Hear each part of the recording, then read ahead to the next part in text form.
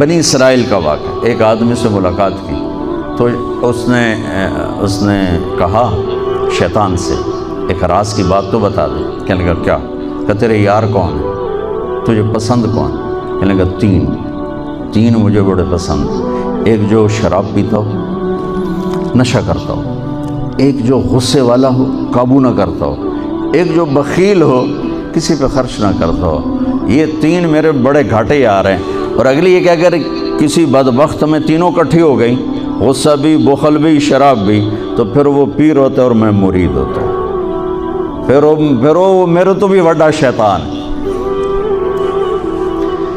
تو پہلے آپ لوگ ان تاجروں کو سچائی سکھائیں، دیانتداری سکھائیں، سخاوت سکھائیں، اللہ کے لیے قربانی دینا سکھائیں کہ اللہ نے روک دیا، ختم۔ اللہ نے کہا یہ کام نہیں کرنا، ختم۔ سود نہیں کرنا، ختم۔ جھوٹ نہیں بولنا، ختم۔ دھوکہ نہیں دینا، ختم۔ سچائی دیانتداری پہ جمنا ٹھیک ہے، جاتا ہے تو جائے، آتا ہے تو آئے، رزق تو اللہ کے خزانوں میں ہے۔ اس معاشرے کے ساتھ یہ نسل اگر چلے گی تو وہی کرے گی جو یہ کر رہے ہیں۔ پھر آپ لوگوں کے پاس بھی جمع تفریق ہی ہے، جمع تفریق، جمع تفریق، جمع تفریق۔ ان کے سارے دماغ جمع تفریق میں کھپ جاتے ہیں، انہیں پتہ ہی نہیں میرا نبی کون تھا، کیا تھا، کبھی سنتے ہی نہیں ہمارے نبی کون تھے، کیا تھے۔ تو راہبری کا حق لے کر تو وہ تشریف لائے تھے جنہوں نے سچائی سکھائی، دیانتداری سکھائی، محبت سکھائی، حیا کو سکھایا، پاک دامنیوں کو سکھایا، سخاوت کو سکھایا۔ حضرت علی سے کسی نے پوچھا کوئی حسرت، حضرت علی سے کسی نے کوئی حسرت، کہنے لگے جتنا علم تھا اتنا کسی نے لیا نہیں، جتنی سخاوت تھی اتنا کسی نے مانگا نہیں، جتنی سخاوت تھی اتنا کسی نے مانگا نہیں۔ یہ دو حسرت ہیں میرے دل میں۔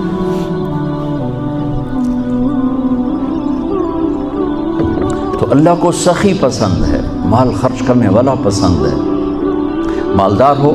اچھا ایک ہوتا ہے بخیل، اللہ کہتا ہے بخیل جہنم کے قریب، اللہ سے دور، لوگوں سے دور، جنت سے دور۔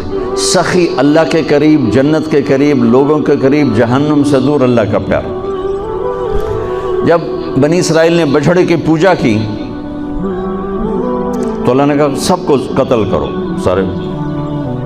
جب سامری پکڑا گیا جس نے شروع کروائی تو اللہ تعالیٰ نے سفارش کی، اے موسیٰ سامری کو چھوڑ دے۔ کہا یا اللہ سامری کو چھوڑ دوں؟ اسی نے تو بچھڑا بنایا، اسی نے تو یہ شرک کروایا، تو کہتا سامری کو چھوڑ دوں؟ تو پتہ ہے اللہ نے کہا موسیٰ یہ کم بخت سخی ہے اور سخی کو قتل کرنا مجھے اچھا نہیں لگتا، میں نے آپ ہی مار دیں گا، تو اس کو چھوڑ دیں۔ اس کا کفر تھا، نفاق تھا، لیکن سخاوت اس کو قتل سے بچا گئی۔ تو مالدار اس اللہ نے زکوٰۃ ادنا درجہ ہے، زکوٰۃ ادنا درجہ ہے سخاوت کا۔ زکوٰۃ دینے سے آدمی بخیلوں سے نکل آتا ہے اور سخیوں میں داخل نہیں ہوتا، بین بیچ میں آ کے کھڑا ہو جاتا ہے۔ اس پر بخیل کا لیبل بھی نہیں اور اس پر سخی کا لیبل بھی نہیں، درمیان میں آ جاتا ہے۔ ایک دفعہ خسرو پرویز کے دربار میں ایک مچھیرا مچھلی لے کر آیا، اس کو بڑی اچھی لگی، انہوں نے کہا اس کو 4000 درہم دے دو، کہیں یہ 4000 دینار دے دو۔ تو جب وہ اس کو دیے تو اس کی بیوی شیری نے اس کے کان میں کہا اتنی بڑی دولت تو نے مچھلی پر دے دی، تو خزانہ خالی ہو جائے گا، یہ مچھلی واپس کرو اور پیسے اس سے لو۔ تو خسرو پرویز نے کہا میں اتنا بڑا بادشاہ ہوں، مجھے شرم آتی میں اس سے پیسے واپس لوں، میں نہیں لیتا۔ وہ کہنے لگی میں تمہیں طریقہ بتاتی ہوں، تم اس کو بلا کے پوچھو یہ مچھلی نر ہے یا مادہ، وہ کہے گا نر ہے تو تم کہنا ہمیں مادہ چاہیے تھی، واپس لو ہمارے پیسے دو۔ وہ کہے گا یہ مادہ، تم کہنا ہمیں نر چاہیے تھا، پیسے واپس۔ ٹھیک، انہوں کو بلایا، ہاں بھائی یہ مچھلی نر ہے یا مادہ؟ کہ حضور خسرا نہ نر ہے نہ مادہ ہے۔ اس وقت 4000 اور دے دو، بیچ کی چیز۔ ہمارے کہا نا زکوٰۃ دینے والا سخی نہیں ہوتا، سمجھ رہے ہو؟ زکوٰۃ دینے والا بخیل بھی نہیں ہوتا، سخی بھی نہیں ہوتا، بخیلوں سے نکل جاتا ہے، سخیوں میں انٹر نہیں ہوتا۔ 2.5 روپے پر 1 پیسہ بھی زیادہ کر دے تو سخیوں میں نام آ جائے گا، سخیوں میں نام آ جائے گا۔ پھر سخاوت کی حد کوئی نہیں ہے۔ انہوں نے کہا حضور یہ تو بیچ کی چیز ہے، خسرا ہے۔ اس نے کہا 4000 اور دے دو۔ تو شیری کو تو بڑا غصہ چڑھ گیا، 8000 اس کی تو 7 پشتوں کو کافی تھا۔ تو 1 دینار گر گیا تو اس نے وہ اٹھا لیا۔ تو اس کی بیگم نے کہا دیکھا یہ کم وقت کتنا لالچی ہے، تم نے اس کو اتنا دیا، اس کی 7 پشتوں کو کافی، 1 دینار گرا وہ بھی اٹھا لیا، کہ اس کے واپس لو، نا قدر ہے۔ ان کو آ جا، اور تجھے میں نے اتنا دے دیا، 1 دینار گر گیا تھا تو کیوں اٹھایا؟ کہا حضور اس پہ آپ کے نام کی مہر تھی، کسی کا پاؤں پڑ جاتا تو بے ادبی ہوتی، میں نے اس لیے اٹھایا لیا۔ انہوں نے کہا 4000 اور دے دو۔ تو بچوں ان تاجروں سے کہتا ہوں سخاوت سیکھو، پہلے یہ سچائی سیکھیں، پہلے یہ دیانتداری سیکھیں، پہلے یہ اللہ کو رب مان کر اپنی بنیادوں کو، اپنی تجارتوں سے سود نکالیں، جھوٹ نکالیں، 2 رجسٹر نکالیں، دیانتداری پر چلیں۔ اللہ کی قسم زمین آسمان کے دروازے اللہ تعالیٰ کھول دے گا۔ اور غریبوں پر خرچ کریں کہ اللہ تعالیٰ کو پسند ہے۔ اللہ چاہتا تو سب کو مالدار بنا دیتا، لیکن بعض کا حاجت مند بنایا کہ اللہ کو دینا پسند ہے، اللہ پاک کو محبوب ہے سخاوت۔ ایک صحابی آئے، یا رسول اللہ ضرورت مندوں کو میری مدد فرمائیں۔ تو آپ نے فرمایا ابھی تو میرے پاس ہے نہیں۔ اس نے کہا تو میں لے لیتا ہوں کسی سے، پھر آپ میری جگہ بھر دینا۔ آپ نے کہا ہاں ٹھیک۔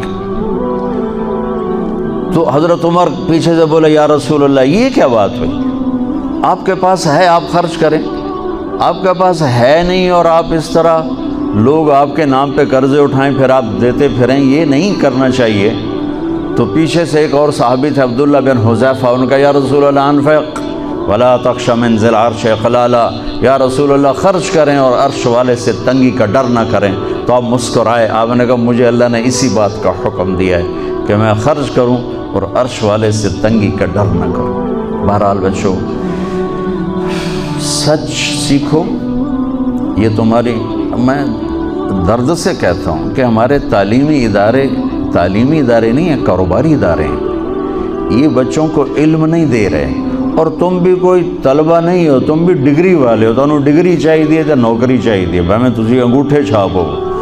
تمہیں علم کا شوق نہیں، انہیں دینے کا شوق نہیں، انہیں بھی کمائی کا شوق ہے اور تمہیں صرف جاب اور ڈگری کا شوق ہے۔ نہ تم میں کوئی علم والا ہے، نہ وہ عشق میں رہی گرمیاں، نہ وہ حسن میں رہی شوخیاں، نہ وہ غزنوی میں تڑپ رہی، نہ وہ خم ہے زلف ایاز میں۔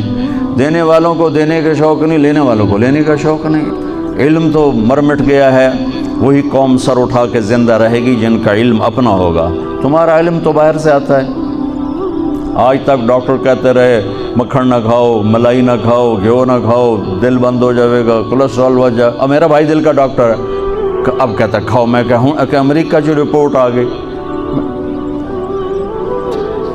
تو تمہارا سارا آقا تو ادھر بیٹھا ہوا ہے، وہ کہیں گے یہ چلا دو چل جائے، وہ کہیں روک دو تو رک جائے۔ بچوں میرا معاشرہ بہت زوال کا شکار ہے، آپ میری نسل ہو، میری اولاد ہو۔ میں بہت تھکا ہوا تھا، مجھے نعیم بھائی نے رات کہا، میں نے کہا ایک تو تیری مجھے بہت ہے عزت احترام کہ میں انکار نہیں کر سکتا، دوسرا یہ میرے اپنی اولاد ہے، اللہ کرے کوئی ایک بھی سچ بولنے والا ہو گیا اور کوئی ایک بھی دیانتداری والا ہو گیا تو چلو میری آخرت، میری قبر ٹھنڈی کرنے کا سبب بن جائے گا۔